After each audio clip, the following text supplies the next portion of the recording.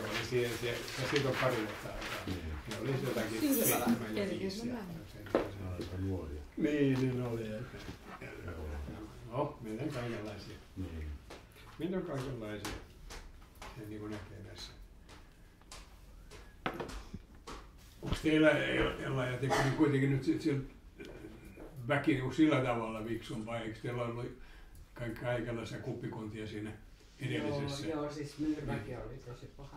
Tuolla on ihan kiva tuossa on ollut. Joo. Vaikka ei ihmisiä niin tunnekaan kaikkea, mutta ei siellä on hyvin sellaista. Niin. Se on ihan yksikin asukas voi tehdä. Joo.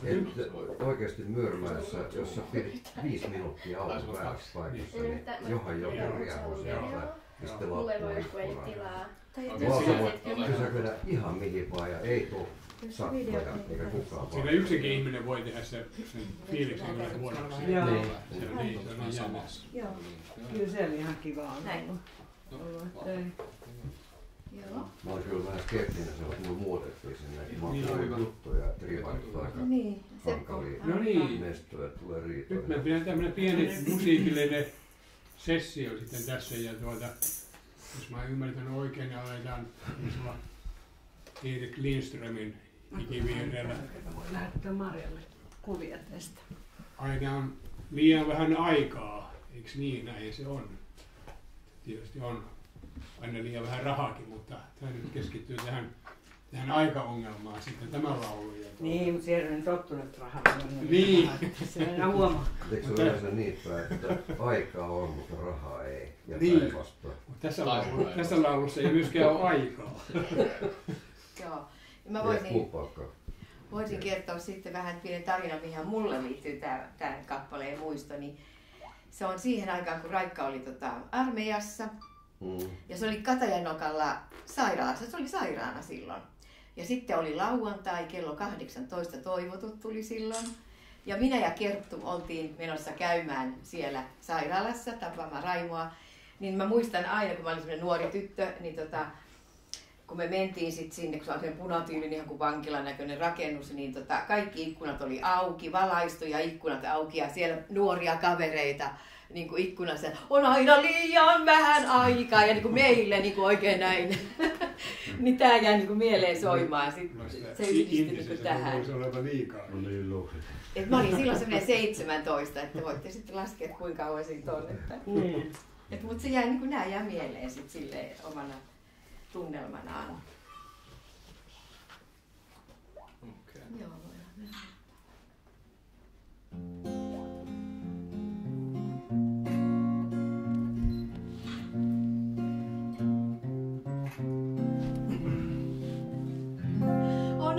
Liian vähän aikaa ja liian vähän sanotaan.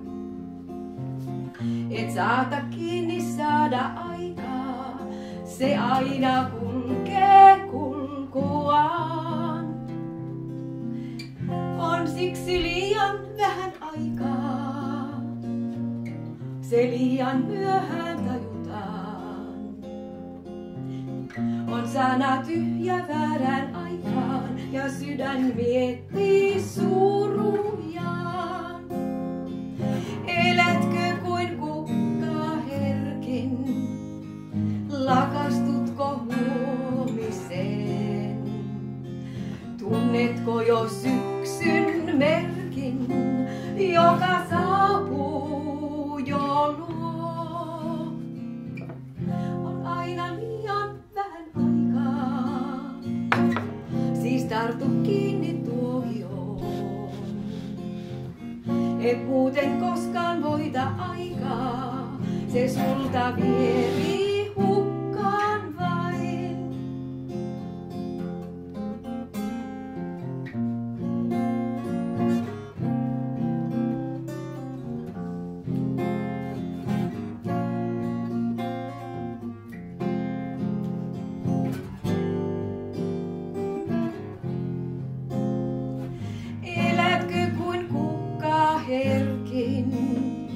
Lakastutko huomiseen?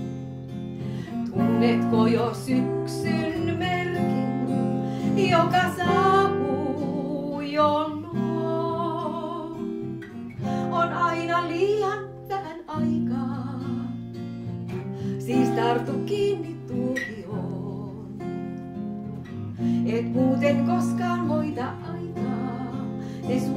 vieri hukkaan vain.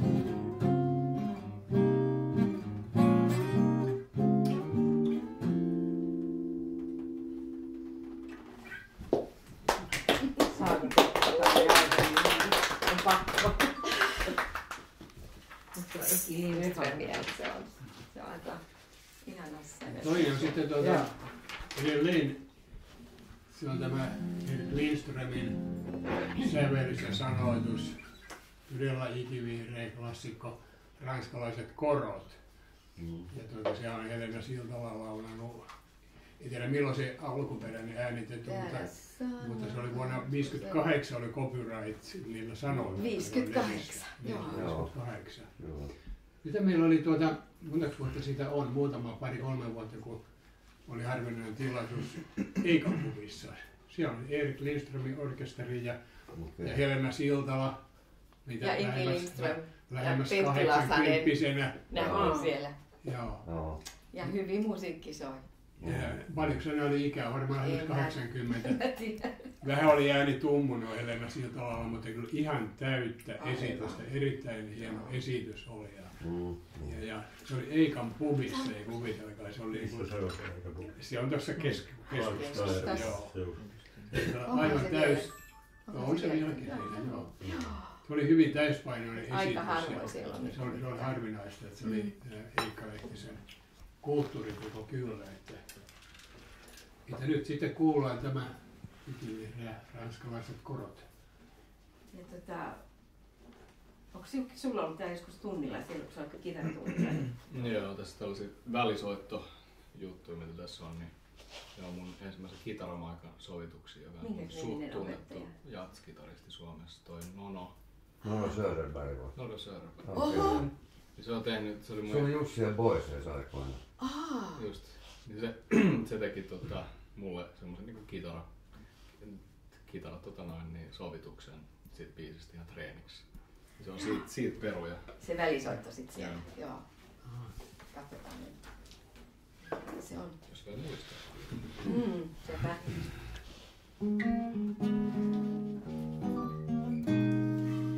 Näin sävel soi askelten ja ikkunassaan poika jo on.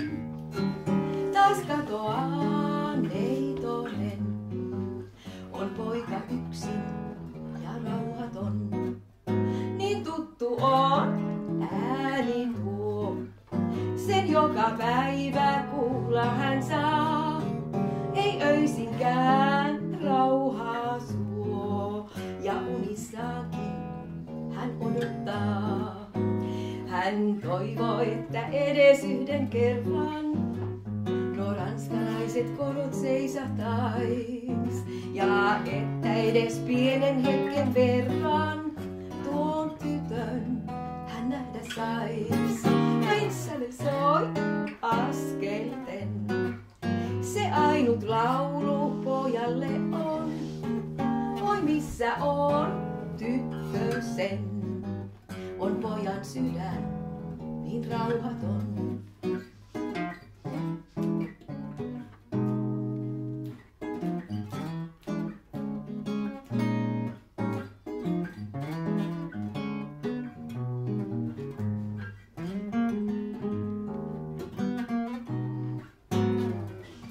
Niin kerran luona puiston portin pienen, nuo askeleet hän kuuli yllättäin. Hän taisi yhden sanan ranskan kielen. Chérie, hän kuiskas näin. Taas sävel soi askelten, mut yhä kiinni ikkuna jää. Vie poika pois tyttösen ja tytöllensä näin viheltää. Ja tytöllensä näin viheltää. Ja tytöllensä näin viheltää.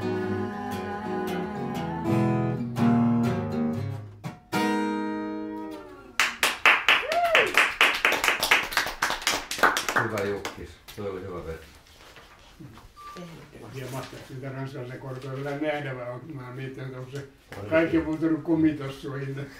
Mikä se on ranskalaista korkoilla? No vähän niin kuin, Susalla ei ole nyt semmoista kengät, mutta sulla on yhdet kengät on niin kuin ne mesakeet. Niin, ja 50-luvulla ne. Ja oikein pienet korkeat. Sifonkia ja korkoja. Hänellä on yhdet kengät, jotka on niin kuin niin. Mitä kummitossuja. Jos se jokis törmäsit siihen Nono? Se oli ihan vaan maikkana siellä Pohjatseella, kun mä olin siellä. Okei, joo. Pääkitara, maikka. Mähän en opiskellut kitaraa, vaan just musiikkiteknologiaa, mutta sitten mulla oli sivuaineena kitara. Niin just. Silloin semmoista hyvää, niin opin just semmoista jatsihommaa. Joo. Mä olin aikaisemmin semmoinen rocki. Noniin. Nonohan oli oikeasti 60-luvulla niin aivan huippu rockkitaristi. Se oli aika monessa suomalaisessa rockbändissä. Niin se oli vähän myöhemmin siellä opiskelit. 90-luvulla vai? 20-luvulla alussa. Aha, joo. Toinen oli Hassevalli. Mikä oli tuo TV-ohjelma, mikä tuli nyt muistelua näistä 60-luku. Niin siinä oli hyvin paljon tämä Nono mukana. Ei tullut katsottua vaan. Ne löytyy sieltä Aleenasta varmaan, jos haluaa. Mä en nyt tosi just itse ole kuullut sen aikaisia juttuja niin paljon. Niin. Pitäis kuunnella. Sä et ehkä ole syntynyt sen. Mulla tässä Eki Lindströmistä muistan, kun mä olin siellä Raikan kanssa siellä Huttusen musiikkiliikkeessä. Se oli erikoinen persoona, siis se täytti sen tilan, niin kuin nykyään sanotaan. Se oli vaikuttava persoona. Se on kyllä. Se tuli sinne sisään, niin kyllä kaikki näki ja kuuli vähän Ekille. Se kyllä sovittajana, mulla oli sille tosi iso arvostus, että silloin mä oon kuullut niitä kaikki just ranskalaiset korot. Se on tehnyt vaikka mitä. Tuollaisia jatsisovituksia. Hyvää ajoitaan. Tuollaista hittibiiseistä. Serkukset. Tässä Mari jäi sitten joku tunnistamaton mies sinne. Silmälasit, tummat lasit silmien edessä. Joo, se huomaat silloin, kun ne ei näe silmiä. Joo. Mun pitää aina nähdä silmät. Mä olin ihan pulas, kun nää unohti nimittäin sinne Jumboon eilen. Kappa oli sovituskoppia. Ja no voi. Löysit sieltä? Käyttää suurennuslasia illalla, kun mä yritin saada luettua. Joo. Se on 2 tehoa. Joo. Joo, sinä tänne tullut hakemussa infosta. Seuraavaan, niin kuka on kuullut Timo Kiiskisestä? Tuttu nimi. Onko? On. Mistä nyt? No eiköhän radiosta tai mistä se nyt on. No sieltä varmaan joo. Hän on tosiaan seuraava laulu on Timo Kiiskisen säveltämä ja sanoittama. Hän on semmoinen 50-vuotias kaveri. Laulaja, laulun tekijä sanotaan netissä. Se on tämmöinen kuin Kaihon kukka. Hän on itse tehnyt ja tässä on hyvin semmoiset persoonakohtaiset sanat. Mä voisin jälkikäteen kuunnella. Kannattaa kuunnella sanoja. Tässä on hyvin monenlaisia. Tämä on hyvin intiimiä ja sitten on hyvin semmoinen vähän reteitä sanaa. Ja tämä on hyvin monipuolinen ja varmaan vaikeita laulaa. Katri Helenahan esitti tämä omissa 50-vuotias taiteilijajuhlissaan. Se on kaikista päätellen se on hänelle tehty. Mutta kun me ollaan saman iän tyttöjä Katri Helenan kanssa, niin mäkin koin tämän niin kuin jotenkin itselleni sopivaksi. Joo. Ja sitten mä siinä on ehkä jotain sit samaa. Varmaan just semmoinen, joka tekee enemmän niin kuin muille biisejä. Se voi olla, joo. Laulaja ja laulun tekijä hän tituleeraa itseensä. Niin, sanottaa ja säveltää. Niin, just joo. Hienoa, että sellaisia ihmisiä, jotka tarkasti. tekee. En ole koskaan kuullutkaan tästä kaverista. Mutta nyt kuullaan, tässä on monenlaista, jos tulee mieleen jotakin kommentoida ja tuolla tavalla, en tiedä pitäisikö sanoja ja runoja kommentoida koskaan, mutta nyt me kuullaan tämä laulu kuitenkin, Kaihon kukka.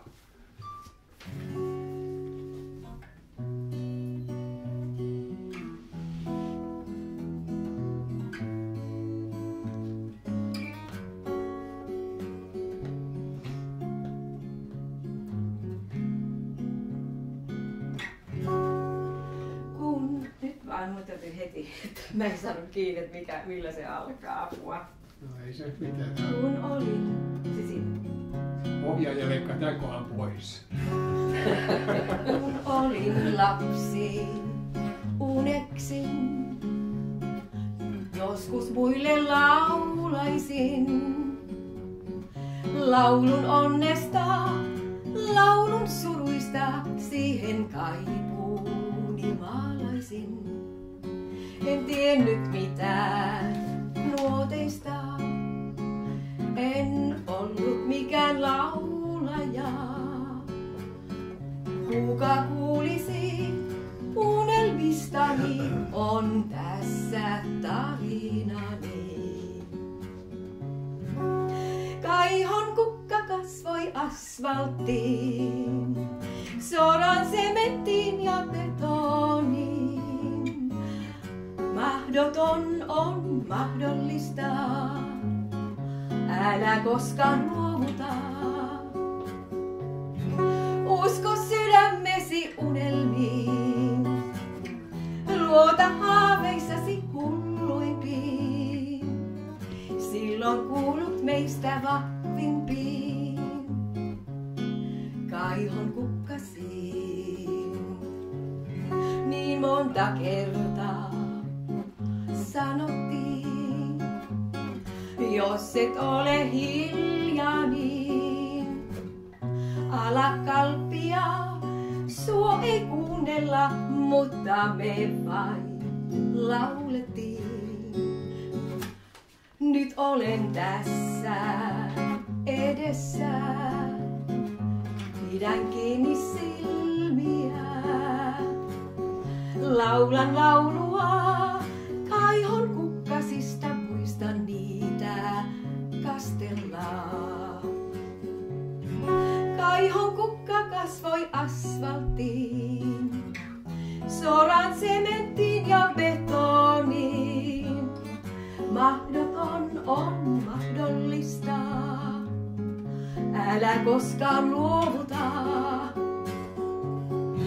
Ja jos tiesin, että pystyisin, silloin pystyt kyllä sinäkin. Siksi aikaasi mä varastin, kaihon kukkasiin.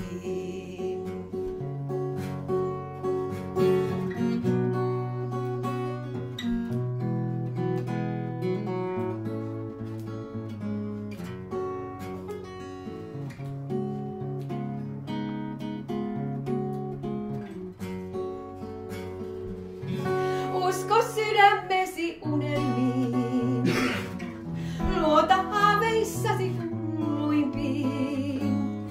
Silloin kuulut meistä vahvimpiin, kaihon kukkasiin.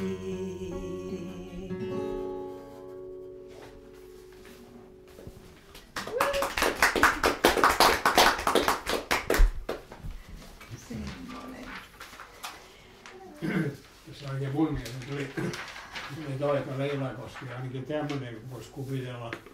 Kaihon kukka kasvoi asfalttiin, se kasvoi siellä Punavuoren asfaltista, Rööperin asfaltista sinne tänne sitten, mikä tämä on?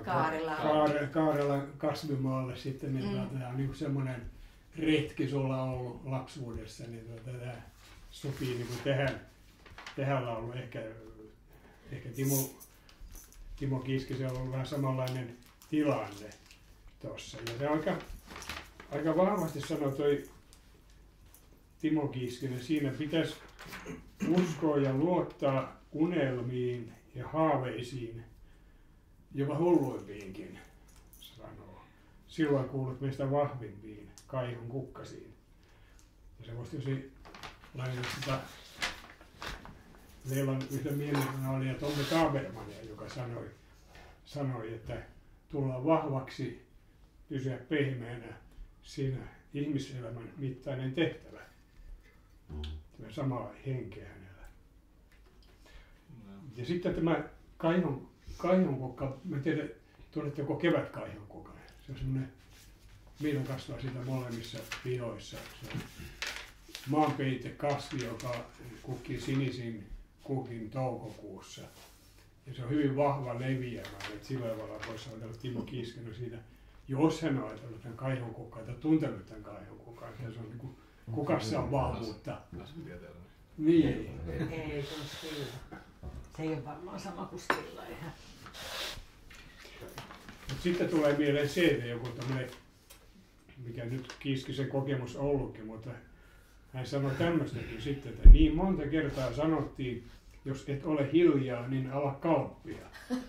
Taitaa olla sellainen esiintyvän ihmisen tilanne, joka tulee vastaan, ja siinäkin sitten pitäisi vain uskoa näihin haaveisiin ja tällaisiin unelmiin, että siinä voi olla aika lujilla. Kyllä täytyy sanoa, että silloin kun me yksiössä asuttiin, niin voi olla, että mä hoilotin siellä pitkin, niin nämä veljet kyllä piti huolen siitä, että hei kuule, älä nyt kuule aina niin kuin hiljaa. Mä vaan muistan silloin, kun meillä oli eka bändi siellä Kaarolla aikoina ja käytiin tuolla Käppylän Kertsissä keikalla. Ja jätkät huuteli sieltä takarivistä, että menkää vessaan treenaamaan. Ja kyllä tämmöisiä saa kuulla. Mutta en ole lopettanut sitä hommaa kukaan muukaan. Kyllä se koville on. Sulla oli haaveita. Kyllä se vaatii sen kuntoa. Joo. Tämä on hyvin jännä monipuolinen laulu, jossa en katsonut sitä Katrialan esitystä, mutta kyllä hänellä varmaan samanlaisia tilanteita on kanssa. Että niin silloin alussa. Juuri en tuntenut nuotteja, mutta teki mieli laulaa, että kyllä se on se saa kommenttia kuulla. Mutta ei se aina ole ruusulla tanssimista tai esiintyä. Mutta kannattaa uskoa niihin haaveiluihin. Minäkin olen joskus haaveillut aika paljon enemmästä mitä nyt, mutta toisaalta musta on ihanaa, että mä voin vieläkin nyt laulaa ja mä oon ihan onnellinen siitä. Joo, kyllä. Tämä on niin kuin Maria seuraa vähän niin kuin tätinsä jalan jäljissä siinä. Ihan oikein. Hän käy edelleen laulutunneilla ja on joo, se pitää vireyttä yllä. Kato. Käy Uppsalannassa. Joo. Vaikka ei niin kuin siis missään keikoilla käykään eikä semmoista, mutta se oma mieli on semmoinen. Nimenomaan, ja se saa tyydytyksen siitä. Se on ihan se. Joo, siinäkin vähän täti se jalanjälki. Meillä olisi varmaan ollut kykyjä siis oikeasti niin kuin johonkin. Mutta toisaalta niin ei se elämä ei ole taas sellaista, kun sitä kuvittelisi. Et silloin kun se on työnä, niin siitä menee kaikki se herkkyys pois, mitä harrastuksena on hyvä. Harrastus on kaksi eri asiaa. Siellä Savon Jokisen joudut tekemään päätöksiä, että jatkaako yrittääkö musiikkipuolella vai mitään muuta. Kyllä se hyvä olla sitten ihan tämmöinen vähän tavallisempi ammatti taustalla, eikä sitten voi. Mulla on sellainen näkemys siinä, että kyllä mä voin olla vaikka ammattimuusikko tai näin. Mä en halua sillä soittaa toisten musaa välttämättä koko ajan. Tai sitten tehdä mieluummin pitää semmoisen taiteellisen vapauden tai sillä, että sit jos ei ole niinku työ siitä kiinni, niin sit voi laulaa ihan mitä vaan haluaa ja soittaa mitä haluaa. Mulla oli tuohon liittyen yksi juttu. Mä yhden kesän kiersin Kari Leppihalmeen tanssiorkesterin kanssa pitkin Suomen lavoja. Ja se oli mulle täysin vieras alue, kun mä olin ihan rockijätkä ja poppari silloin. Niin se Kari teki semmoisen fiksun jutun, että se jätkä pysyy meidän bändissä, niin se antoi mulle yhden 45 minuutin session, jolloin mä sain vetää Claptonia ja kaikkea. Ja se oli mulle nasta juttu. Varmasti. Mutta muuten siis tanssimuusikko se oli makea. Joo. Meillä oli hieno naislaulusolisti. Mä en tiedä noista josta niinku mitään, mulla on ihan huuhtoa. Mäkin olen soittanut niinku iskelmäbändissä hyvin lyhyen aikaa. Niin joo. Oma meininki. Sitten mä oon säästänyt Iris Rautia ja Anki Lindqvistia. Ja kaikki näitä nimekkäitä. Tomi ja Titta. Siihen aikaan, joo. Siis Titta Jokinen, joka oli myöhemmin Ere Kokkosen kanssa. Joo. Niin oli semmoinen duo. Joo, mä muistan hämärästi. Muistatteko te? Joo, Tomi ja Titta. Joo. Siinä on kauan.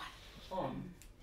Rakennusmasterina talolla, niin oli joku demojuttu. Se oli aika elävää musiikkiaikaa silloin, niin ainakin pääkaupunkiseudulla.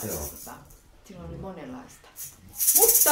Mites otetaanko me kahvia välissä vai? Ei vaan eikä me vedetä nyt tää viimeinen ihan samaan hengenvetoon, koska saadaan vähän kuunnelmaa. Vähän kevennettyä, ettei kaikki ole niin kaihoisaa. Kuinka päin? Joo. Panitko sinä oletko mä johonkin? Mennään rytmiin Susalle. Mä olisin niin halunnut, että Marja olisi tullut nyt tänään punainen Suomeen. Koko ajan. Kun ne tulee nyt sitten juhannuksessa. No kyllä, kato, ei kaikkea voi, että on ihan hyvät ne vanhat tässä nyt kokoonnuttiin, kato niin. Joo. Nyt se nostaa niin toi, että se... Joo, tietysti olisi ihana, mutta me nähdään aina. Kyllä. Mitäs lasi? Rytmimulaisuus. Ai se teksti vai? Tulee tuolta. Varmaan. Niin Vääränelmäkin varmaan. Nyt on vaan kurkata. No niin, nyt me pannaan vähän kevyemmäksi. Ja nyt kaikki saa osallistua. Nyt mä vain istun. Ja tähän. Joo. Kuinka moni on Beatles-fani? Käsi ylös. Joo, ja sitten siitä tulee. Vähän saa. Taitaa olla kaikki. Joo, vähän vaan. Mä en ole kauheasti sen takia, että mä olin just sitä ikäluokkaa, että maaseudulla alkoi vasta tulla tämä Beatles-musiikki. Mutta silloin mä jäin jo opiskelemaan sitten kotiseudulta ja mä oon ihan puhtaasti tango-ihmisiä. Eihän se Rautalanka ei ollut kuin Helsingissä, Tampereella ja Turussa. Joo. No siinä Joo, se varmaan selitys. Joo. Mutta radiosta alkoi kuulla niin tämmöisiä vähän niin kuin modernimpaa. Se oli niin kuin se käännekohta siinä. Ja nyt otetaan sitten Joo, ja mä muistan ainakin 62, mä menin ensimmäisiin tansseihin, niin kyllä Beatles pamahti soimaan sinne. Että siinä se kiva rytmi. No, ei puhuta enempää, että ruvetaan laulamaan vaan. Jes, mä lasken tämän käydä. Me ollaan valittu tähän She Loves You, niin kuin tekstistä tietysti näkee. Niin Alright. Okei. YK ja YK, kolme. She loves you, yeah, yeah. She loves you, yeah, yeah. She loves you, yeah, yeah.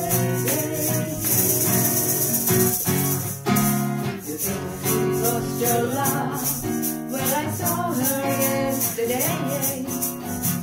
You're thinking of, and she told me what to say. She loves you, and you know that can't be bad. Yes, she loves you, and you know you should be glad. She says you hurt you hard, so almost lost her eyes.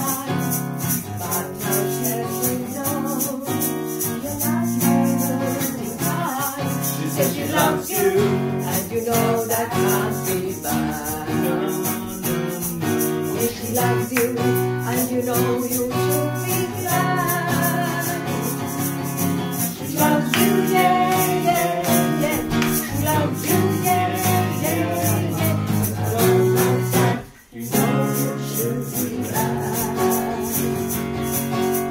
So it's up to you. I think it's only fair. Right can hurt you too. A corner chance to her, because she loves you, and you know that can't be bad. Yes, she loves you, and you know you should be glad. Ooh, she loves you, yeah, yeah, yeah. She loves you, yeah, yeah, yeah. With a love like that, you know you should be glad. With a love like that, you know you should be glad. With a love like that, you know you should be